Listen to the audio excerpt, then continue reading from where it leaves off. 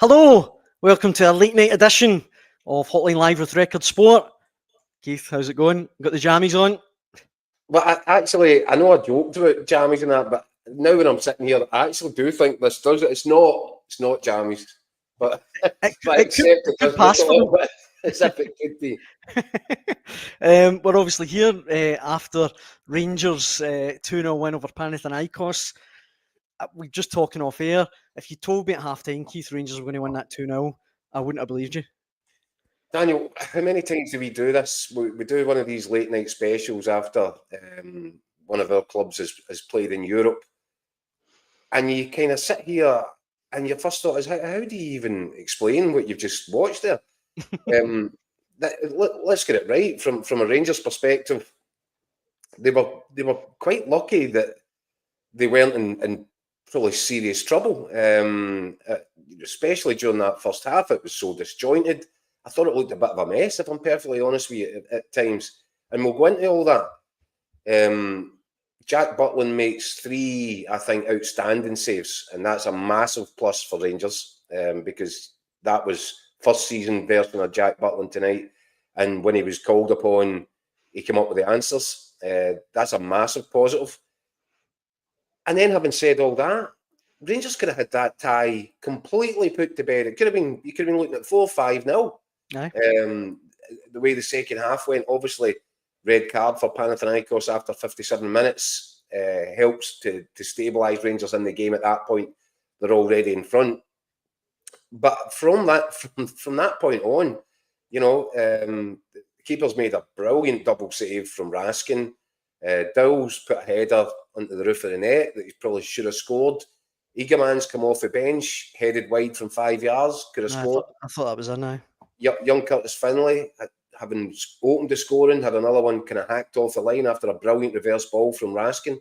So Rangers were all over the top of them for probably the last half an hour of that match. But it's a weird one. We were looking for clues, suggestions. What's Russell Martin's vision for Rangers? What's it going to look like when it's rolled out onto the pitch? I think there was a lot of positives for Rangers to take away from it, not least of all the 2-0 scoreline, which gives them a bit of comfort going into the second leg in Athens, although I think it could still be a long night over in Greece next week. But there's some negatives as well, which Russell Martin will be worried about from the first half in particular. And I think the best bit of news, and I heard Jack Butland speaking after the game, and I think he's spot on.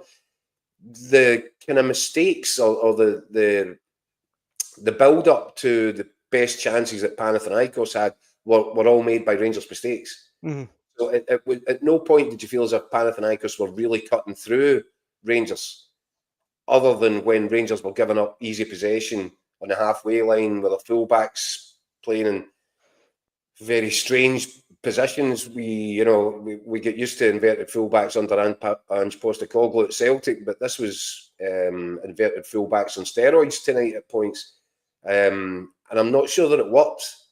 And maybe a concern as well certainly was in the first half.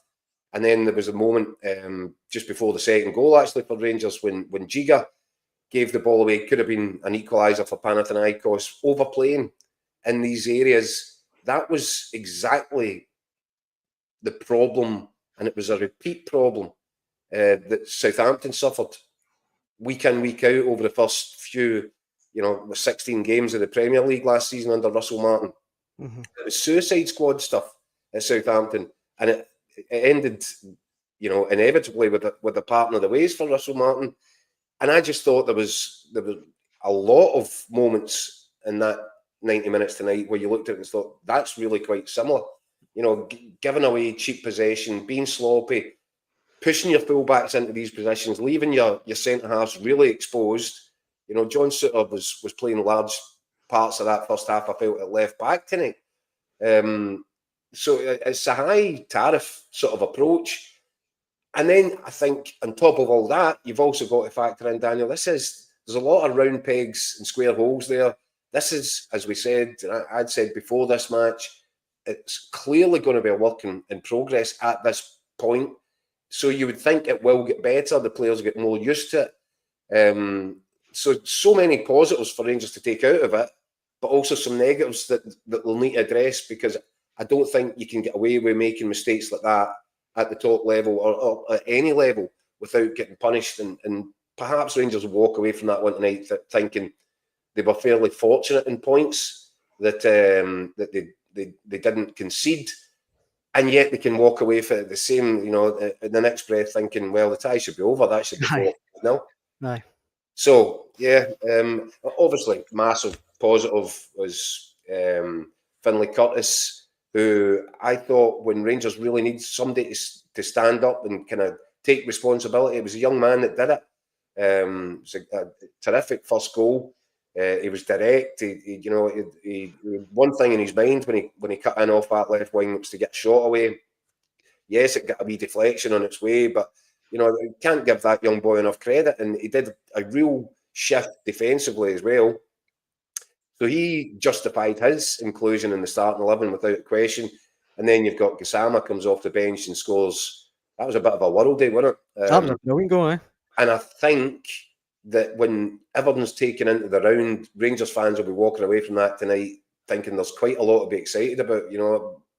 Yes, there were obvious concerns, but I think when you see Gassama introducing himself to Ibrox like that, with a goal of that quality, and bits about the second half performance. But as I said, I will come back to it, and I said before this tie, it was obviously going to be a work in progress. Rangers are nowhere near where they need to be. So I think overall, to take a 2-0 first leg win over to Greece for the second leg is no bad going, albeit it could have been even better. We've got plenty of comments coming in already. If you want to get involved in the conversation, please get in touch and we'll try our best to read it out. Let me throw a few of these at you though. Keith Diesel says, great result. Max Aarons at left back is not comfortable enough. Better playing Yefty for balance. No point in playing players out of position. JM says, Aaron, never a left back. The first half was scary. Jimmy says, we rode our luck early, but a 2-goal lead and a clean sheet. I'm over the moon. And over on Facebook, there's a praise for Jack Butland, if I can find it. Here we go. John says, special mention to Jack Butland. He was obviously brilliant tonight. Without him, it could have easily been 3 or 4-0 to Panathinaikos before we scored. And a couple of other comments about Butland. Gary says, is Rangers still looking to replace Jack Butland? Still, we clearly see how good he still is. That's a good point, Keith. I mean, Rangers have been linked with it's Carol Rushworth and Pierce Clark, goalkeepers down south. I mean, I would think with all the other areas that Rangers need to focus on, Pierce Charles, isn't it? That's right, Pierce Charles. With all the other areas Rangers need to focus on, you would think that Butland showed them tonight. Listen, you struggle when he's at his best to find a better goalkeeper. Listen, Daniel, I'm going to tell you something. With that performance tonight, Jack Butland has absolutely earned, his position as number one. And I don't just mean in terms of what he actually delivered on the pitch, because it was 3 top draw saves. But these are dangerous moments for Jack Butland, obviously coming off the back of a bad end to last season. Confidence looks shot to bits. And we talk about people standing up and taking responsibility in a massive game of football. When you consider the financial implications, what was on the line there tonight, for Jack Butland to come up with these saves at crucial moments, absolutely. And I'm pleased for him, because I think he's a nice big fella. Yeah. But in terms of his goal keeping, his shot stopping, how can you not be impressed with that? And I know that Russell Martin's got his own ideas and what he wants a goalkeeper to bring to the team, and obviously there are going to be question marks about can Jack Butland distribute the ball with his feet the way that Russell Martin would want his number one to do. I think that's why there has been talk about other goalkeepers. But the bottom line is, for me, Daniel, and sometimes we can all look to reinvent the wheel. Your goalkeeper's there with one primary purpose: keep the ball at the back of the net. And there was 3 saves there that Jack Butland made tonight that I'm not sure that many other goalkeepers make. Aye, it was brilliant saves. Yeah. Craig is one of a few people pointing out that the red card changed the game.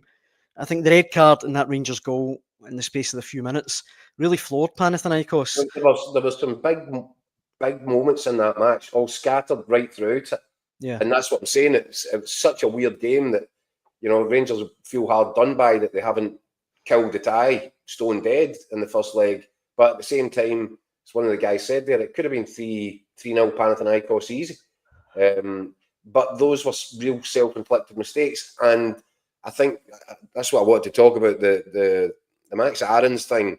That seemed really curious for me. And I realise, obviously, it's obvious that he's playing there because he understands what Russell Martin wants from his fullbacks. And it's obviously to be inverted. For me, where I struggled with it was Nico Raskin was actually having to come outside and play almost, you know, as like a left wing back. And I don't want Nico Raskin out there because I don't think he controls or impacts the game as easily from there as he does from more central areas. But he was having to come out the way to let Aarons go in the way. And Aarons was getting a lot of the ball in there. And look, I'm sure that he'll have better nights in the Rangers shirt. I don't think tonight was a brilliant introduction for him. But what you could tell straight away was, is he's comfortable on the ball, looking to knit passes together for the middle of the pitch for central areas as Nico Raskin, or driving at people in central areas as Nico Raskin is. No, so that seemed like a curious one. And obviously they've spent a lot of time designing this system, and the emphasis must be on inverted fullbacks. But I wonder how much you take away from Nico Raskin if he's not allowed to play in the central areas. If you remember back, what was it, 3 minutes in? First chance of the night, Raskin is in a more central area. Rangers get up. It was actually, you know, they played some lovely football in the first, I thought, 5-6 minutes. You thought, this is actually quite impressive. They started at a pace, you know, loads of possession, and it wasn't meaningless possession. They were trying to get forward, and after 3 minutes, Raskin gets into that area that we're talking about and curls a shot wide of the post. But from that moment on, he was getting wider and wider. And I don't think he was able to dictate the game the way that Nico Raskin likes to. Nico Raskin, you'll have heard Billy Dodds and Neil McCann talking about it. He sees himself as a number 6. That's what he wanted to be. And they had conversations with Barry Ferguson and his coaching staff about it. And over a number of weeks, they kind of had these conversations. And they asked Nico Raskin, we've talked about this before in Hotline Live, they asked him to play maybe 20, 30 yards further up the pitch because they felt that he could make more of a contribution in the final third, be it assists or goals. And all of a sudden, it started to fall into place. He started scoring goals, he started creating goals, and he started really enjoying the position. So I think that was the correct assessment. I'm not sure that he's a number 6 who controls games from there. What I do think is that he can really affect a game playing that little bit further forward. But then as critical as I am, or was, about the first half and are Rangers going to get the best out of Nico Raskin in that position? Is he going to enjoy playing it? Because I think he's fairly forthright in his own opinions and where he thinks he should be playing.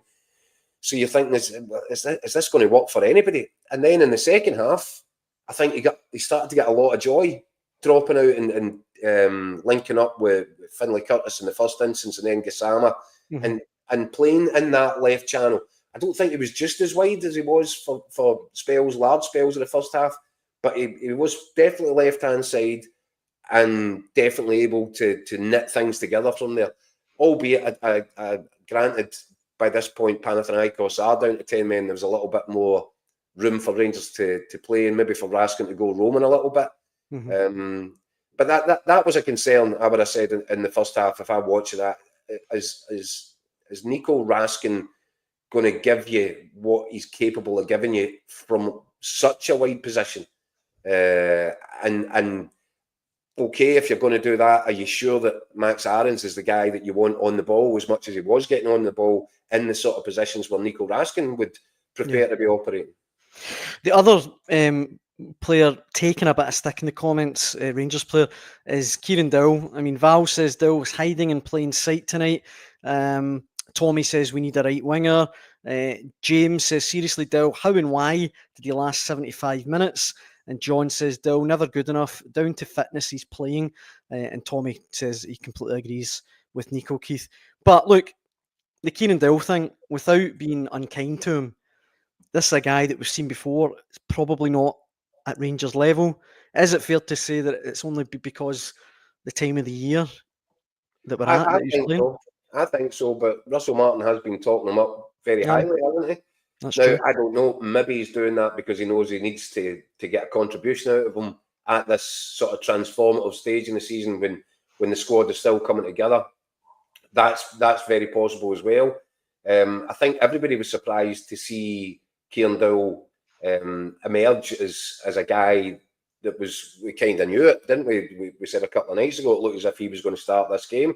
Rangers fans have seen enough of Kieran Dowell probably over the period to think, well, that's a strange move. And that inevitably will lead to some Rangers fans questioning the judgment of Russell Martin. This is at play just now, which is what makes it so interesting. But I'll go back to the square pegs and round holes, and I think that Kieran Dowell was one of them. He's occupying that position rather than playing it, if you know what I mean. I don't know what he's going to produce for you playing out on that right-hand side. Fine if it's designed in order for him to kind of come in more central off the sides and link up with a striker, then maybe. But I don't want to be too harsh on Kieran Dowell, but there have been very few signs that he's got the quality to give you that something extra in the final third. Yeah. He was unlucky with his header, I thought. And he gave everything as well, in fairness, Keith. He didn't stop running, but he didn't go. One of the comments there was hiding. He didn't go hiding. No, I know. I agree. I just don't know if he's got the quality to occupy one of the front three positions and make a meaningful contribution. Certainly not from out wide. And I would imagine that as the squad comes together, that's obviously going to be an area that Russell Martin is going to want to improve the quality on that right-hand side. So much it's fascinating because we were waiting for this first for the covers to come off Russell Martin's Rangers to get an indication of what it looks like. There are still a lot of questions that I'm sure Rangers fans will be walking away now. You can see it towards, half-time. Rangers fans were a bit confused with what they were watching. Yeah. And I think even though the result's good, there'll still be question marks over a lot of these things. And, not least the fact that, as I said, that kind of suicide squad approach that was evident and that was the downfall for Russell Martin at Southampton, Rangers fans won't enjoy watching that. But again, come back to it, Daniel, it's very early doors, work in progress. You would like to think that these things get ironed out. But the one thing you would say is clearly a lot of work is going into remodelling what Rangers look like. And probably not before time. The Rangers fans can't have their cake and eat it in that regard. There's a great deal of them. I've been saying for a while that there's been no clear signature style to the way that Rangers play under Clement. Probably some people will say the same about Barry Ferguson. So if this is the start of something contemporary, something modern and exciting, then I think, as I said in the column before kick off tonight, Daniel, Rangers fans, I know they're running low on patience. I know that Russell Martin ain't going to get a great deal of time, but I think from his perspective, he'll be hoping that maybe there was enough there tonight that Rangers fans realise, well, look, this is a long, long way from the finished article, and it's worth persevering with in the short to medium term. Yeah, John there in the comments, you can see, says it's all about getting results just now. And Jimmy insists that Giga strolled the game. Another John says, first competitive game, it could have been a lot worse. At least we can see what he's trying to do. Exactly. Tommy points out, as a few people have, that Suter was unbelievable. I did think Suter was really impressive tonight. The way he threw himself in front of that, the chance in the first half in particular was really eye-catching. Yeah, and do you know something? I'm really pleased for John Suter. Because obviously we highlighted, it was a Hotline Live exclusive, the fact that he had delayed surgery and that wasn't the greatest of starts for his relationship with Russell Martin. He delayed surgery to play in the Scotland bounce games at the end of the season or make himself available for them. And I don't think that was the smartest move that John Souttar ever made. Yeah. And I felt as well in that opening period, he was pretty exposed because the way that Max Aarons was playing that position. And what was the name of the Uruguayan? Vaganides? No, the Uruguayan. Palestri. Yeah. On that right-hand side.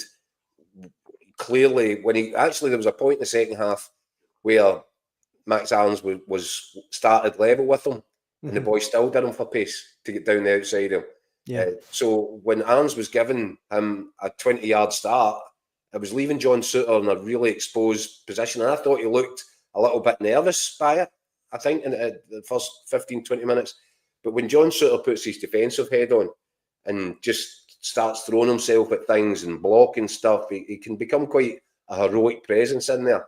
And I was really pleased for him because a couple of aspects. One, I'm glad that he didn't have any setbacks after surgery, because I think he would have had a pretty hard time if he wasn't fit and available for this first leg tonight.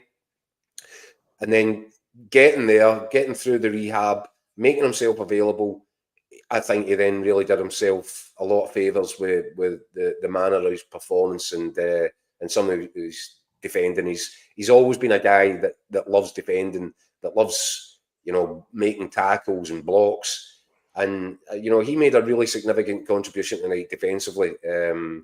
Not just as significant as Jack Butland's, but not that far away. Aye, not far away. You can see in the comments, Gerald Pal Gianni, he wants us to beam Andy Newport and he says we Andy, I think he means we Scott.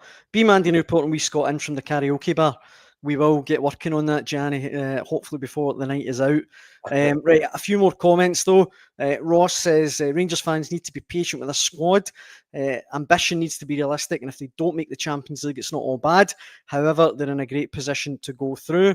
Stephen says Dell's in the shopping window, so Birmingham come in from him. God Street Messenger says, without the red, it's a different game. Keep it real. David says loads of positives and things to work on. Rothwell looks top draw to me. Need a striker and a right wing ASAP. And Val again says young Curtis did himself no harm tonight. Battled away and held his own. And that brings me to my next question, Keith. The game obviously is a week tomorrow. Obviously another week where players that come on in the second half like Dessers, Igamani, Gassama, they'll all have another week under their belt. How much would you anticipate the Rangers starting 11 changing for the game in Athens? I know that's a really tough question to throw at you, but you've also got Thelo Asgard to come into the picture. I think Rangers are hopeful of having him ready for the second leg, otherwise they wouldn't have named him in the squad for these two games. So he could potentially, and is he the guy that comes in and plays off the right hand side? I don't know. I think he's more of a central player as well. But while Rangers are in this transitional period, trying to route one squad and bring in another one and assemble a starting 11, there might have to be an element of that.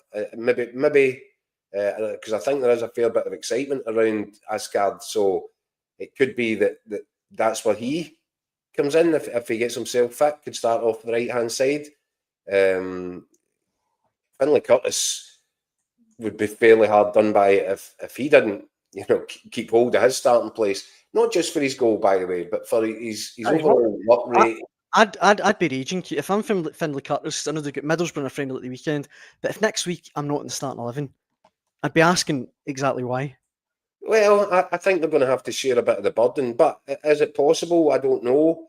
Could Gassama play? Could they switch it? One plays left, one plays right. But Finlay Curtis certainly did enough in terms of what his work ethic, his willingness to get back and help out defensively. I thought, and that tells you a lot. Actually, it tells you why he was in that starting lineup. I think. Yeah. Because I think you'll get more endeavour out of him than perhaps if you had a Bayrami or whatever playing in that position. The young kid's energy level and his application are really quite impressive. His goal was impressive. But then he comes off, on goes Gassama, who comes up with an even better goal. So the boys probably looking at it going, catch a break, can I? Aye. But I think he's shown enough over the first few weeks of this summer to suggest that he's a player that Russell Martin is already looking to. He was one of the few that played the full 90 minutes. Was it against Bruges? I think it was. Bruges, aye. I think he was the only one, aye. The only one. So that tells you what Russell Martin thinks of his fitness levels for a kickoff. So I expect that he'll feature quite prominently. Although that comes with a caveat is there's no question that Russell Martin is looking at wide players. He needs more cover, more options. Gary asks in the comments, Keith, did Gianni manage to pick you up after the game? Okay, tonight. And then Gianni says, aye, thanks for asking, Gary. Got him at the roundabout. So that was good. That was really good. Gianni managed to get you back in time. I didn't even know Gianni was a Rangers man. There you go. This might not be the best bit of publicity that he's given his restaurant here. He could be losing half his customers. Boyd says Gassama looked the real deal. This one as well says the Gasman Gassama will be a revelation. John says Gassama's going to run riot in the Scottish Football League. And this John again says we need a new left back ASAP. Right, well, before we finish though, Keith, I like putting you in the spot. I know I'm asking you how long a piece of string is to some degree, but after seeing the first leg, do you think Rangers get by Panathinaikos? I think it's going to be a different game for a variety of reasons. The conditions, we're thinking it might be 35 degrees at kickoff time, even though it's 10 o'clock at night in Athens. That's mad. I think, or 1:45. So yeah, that's going to be a different physical test for Rangers in terms of where their energy levels are at, their fitness levels. But I think they should cope with that. They've got good conditioning. They've got Russell Martin's assembled a good team. You would think that fitness isn't going to be too much of an issue, even though that's searing hot conditions to be playing football in. So that's far from ideal.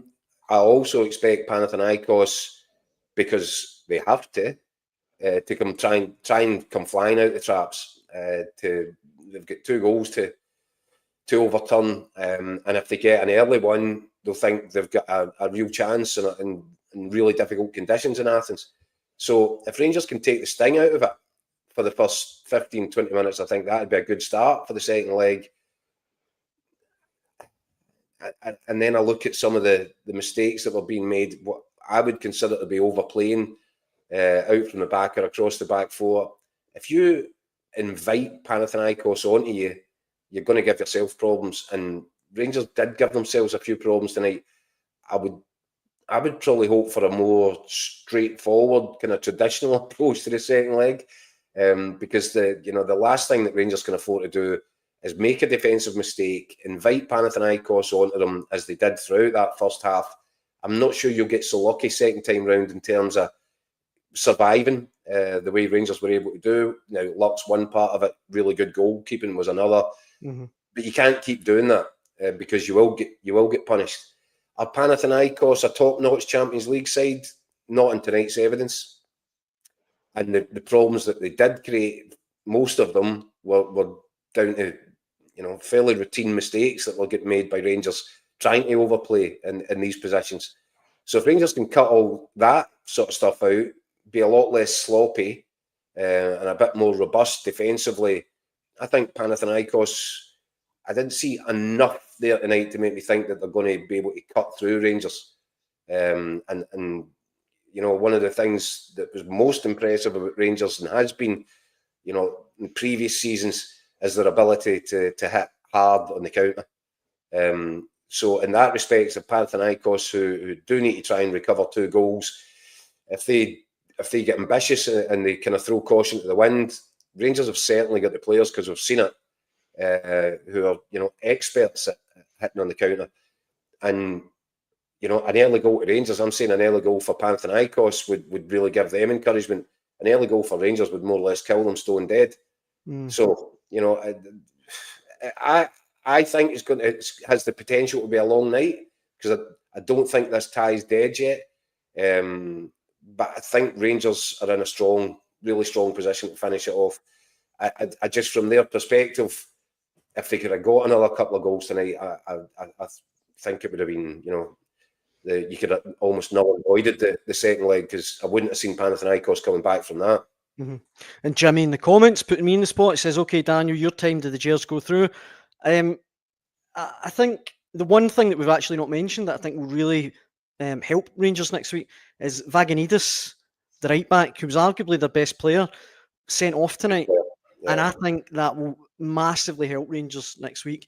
And for what it's worth, I do think Rangers will scrape through. I agree with you that I think it's going to be a long night. Panathinaikos will go away thinking if we can create the same amount of chances next week, they're bound to score. But I do think with another week of fitness under their belt, another game, players like Dessers, Igaman will have much more to offer. Gassama as well, maybe Asgard's back. I fancy Rangers to score at least once, and if they do, I agree with you. I think that'd be too big for Panathinaikos. Yeah, well, that's what would, I'd find encouraging from the Rangers' point of view, is they've got a bit of firepower at their disposal right now. Now, let's see how that looks as the window progresses, because we don't know, will Dessers be around for the long haul? Clubs circling round Igaman, what happens there? But at this moment in time, going into the second leg, and that's as far as Rangers can really look right now, they've got firepower going into that second leg. And, if they can score first, and we've seen Rangers do this many times in European ties, especially away from home, they are capable of hitting on the break, scoring. And if they get the first goal in Athens, then they should have more than enough to see it through. I think I'm with you, Daniel. I think Rangers are in a really strong position to get through this tie. And that is actually brilliant news. Now, Russell Martin might think, or might assess and look back and think that should be tidied up and we can't make mistakes like that again. And he'd be absolutely correct. They can't. However, if you were to offer him 2-0 before kickoff tonight, given, as we discussed last night, the difficult looking nature of the Europa League qualifiers, if Rangers don't get past Panathinaikos and drop into that competition, they're games that you don't want to take on. So I think right now, 2-0 up, going into a second leg against a fairly average looking Panathinaikos side, I think that's position A for Rangers. It could have been better tonight. It certainly could have been worse. But I think Rangers have got enough about them now to go and finish that job and spare themselves from a really potentially awkward-looking Europa League qualifier. That's a really good position for Russell Martin to be in. Knock Panathinaikos out the way.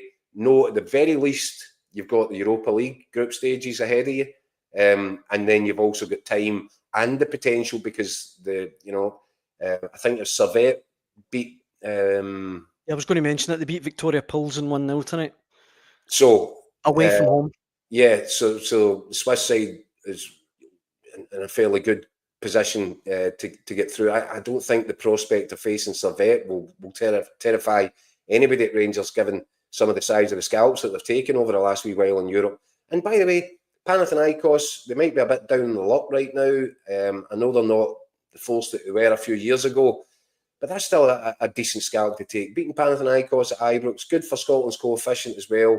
So no, a lot for Rangers to feel good about themselves tonight, and a lot for Russell Martin to think, do you know what? That's not a bad start at all.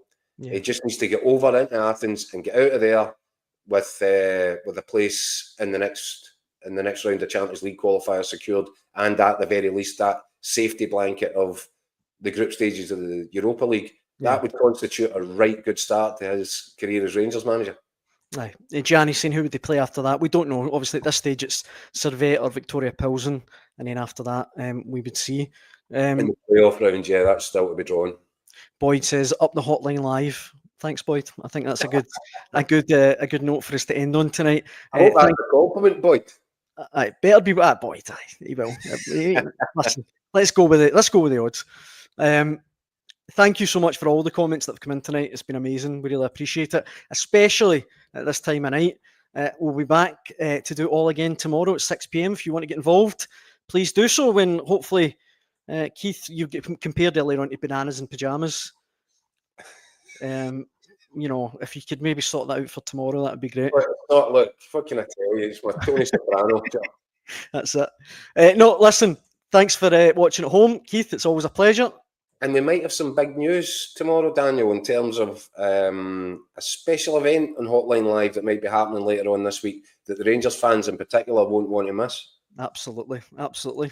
Well, I hope you can tune in then, 6 p.m. tomorrow. And thanks for watching tonight. Cheers. Night all.